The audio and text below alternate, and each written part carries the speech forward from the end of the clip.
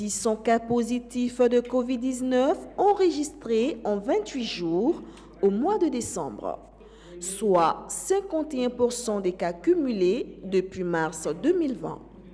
Un record qui a poussé les autorités nigérianes à prendre des mesures drastiques.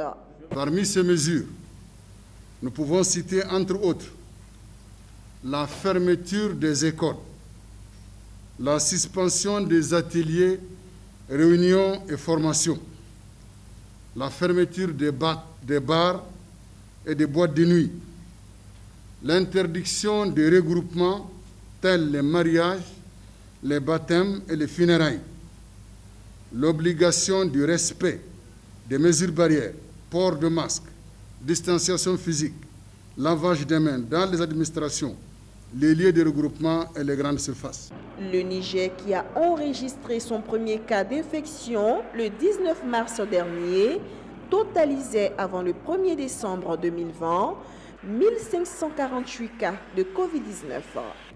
Mais pourquoi le pays a-t-il enregistré 1611 cas dans le seul mois de décembre? Il y a une forte transmission de ces virus. Là, donc, la saison, comme l'a dit M. le ministre, est favorable. Deuxième aspect, c'est la présence de beaucoup trop de malades, ce qu'on appelle les malades asymptomatiques. Ils ne présentent pas de signes, mais ils sont positifs. Ils sont porteurs de la maladie. Et donc, ce sont ces malades qui sont asymptomatiques, qui ne présentent pas de signes et qui sont avec la population, qui ne prennent pas de mesures barrières vis-à-vis des populations qui sont autour d'elles et qui travaillent avec elles ou vivent avec elles. C'est la présence de poches de contamination dans certaines zones du pays et dans d'autres pays environnants qui font que les passages transfrontaliers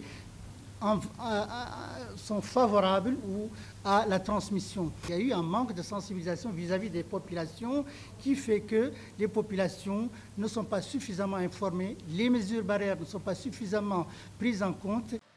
Il convient de noter qu'à cause de la résurgence des cas de Covid-19, certains candidats à l'élection présidentielle du 27 décembre 2020 ont même suspendu la campagne électorale 3 jours avant la date de clôture. À ce jour, le Niger compte 3634 cas confirmés, 2182 guérisons et 113 décès. Christina Niaouré, Mediafrex News.